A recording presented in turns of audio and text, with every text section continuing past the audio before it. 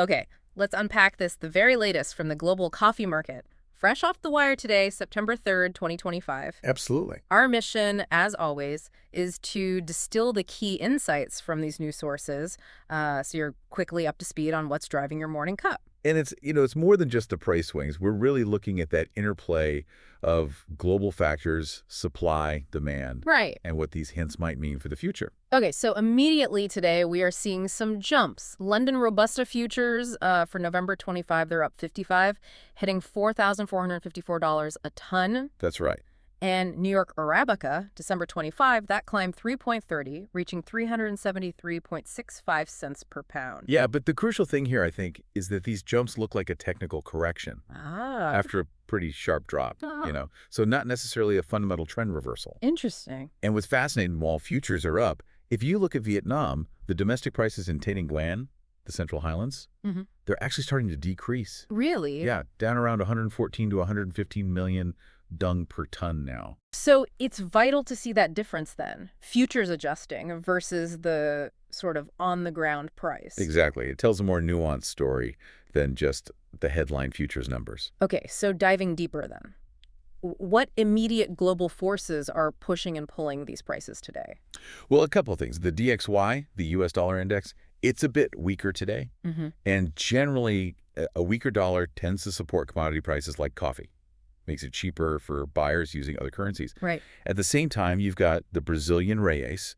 It's stronger against the dollar. Okay. Which kind of encourages Brazilian farmers to hold back on sales a bit, limit them. That adds to a little short-term supply tightness. And Vietnam's currency. The dong, yeah, that's weakened slightly against the dollar. So you see these small currency movements that create these immediate sort of pressures. It really is amazing how those small shifts ripple through. Okay, let's widen the lens. The bigger picture. Supply and demand, longer term. The International Coffee Organization, the ICO, their data for July 2025 shows global exports were actually down slightly, 1.6%. Yeah, 11.6 million bags. And the cumulative picture from October 24 to July 25 also shows a small dip, about 0.3% down overall. So slightly less coffee moving around globally, at least in that snapshot. Correct. But this is where it gets really interesting, the tension between the now and the later. A recent Reuters poll. The polls, always insightful. Right. It highlights this perfectly. The current crop year, 24-25, ending this month, it's looking pretty balanced. Supply roughly meeting demand. Okay, stable for now. But the next crop year, 25-26, starting October 25, that's forecasted to have a significant surplus. We're talking 1.45 million bags more than needed. Wow, that's quite a swing from balance to surplus. It is. And look at the production forecasts. Brazil's 25-26 output is projected around 65 million bags. Okay. And potentially 70 million for the year after, 26-27 if it's a good on-year for Arabica. If they get enough rain for the flowering, that's the key. Right, always the weather factor in Vietnam. Vietnam's 25-26 forecast is also up significantly, around 31 million bags, which is a jump of nearly 11% from the previous year. So putting that together, despite any current tightness or price bumps, the medium-term outlook suggests more supply, potentially lower prices down the road. That's the implication, yes. Significant potential downward pressure building for the future. Okay, now for something that really caught my eye, a connection to broader global finance that seems maybe unexpected? Yeah, this is quite interesting. It's about international debt. Go on. Some developing nations, think Kenya, Sri Lanka, Panama, they're starting to borrow in Chinese yuan, the CNY, and Swiss francs, the CHF. Instead of U.S. dollars. Why? Because U.S. interest rates are high right now, 4.25 to 4.5%.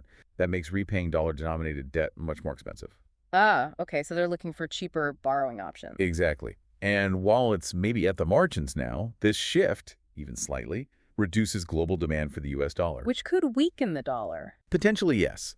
And as we said, a weaker dollar can indirectly support commodity prices like coffee by making them cheaper internationally. It's a subtle sort of background hum, but it's part of the bigger economic picture affecting the market. That's a fascinating link. A real reminder of how interconnected everything is. So bringing it all back home, given all these currents, what's the expert consensus? Where might prices land by the end of this year, 2025? Well, that same Reuters poll suggests things will cool off from current levels. Okay. They're projecting New York Arabica futures to settle around 330 cents per pound. Down from the 370s today? Correct. And London Robusta futures are forecasted around $3,500 USD per ton. Also a significant drop from the $4,400 we see now. Yes, the expectation is for a calmer market by year end. Phew. Okay. That was quite the journey through the market's twists and turns today. So reflecting on all that, what really stands out to you? I think it's the contrast, really. Today's bump, likely just a technical correction, set against this larger backdrop pointing towards a more balanced, maybe even oversupplied situation next year. Right. It just underscores how you need to look beyond the daily noise. These layers of global economics, weather patterns, currency shifts, they're all constantly at play, even in something as familiar as coffee. Absolutely. So perhaps something for you to ponder as you sip your next cup. What other global shifts, maybe seemingly unrelated, might be subtly brewing and influencing things in your daily life, just like they are in the coffee market?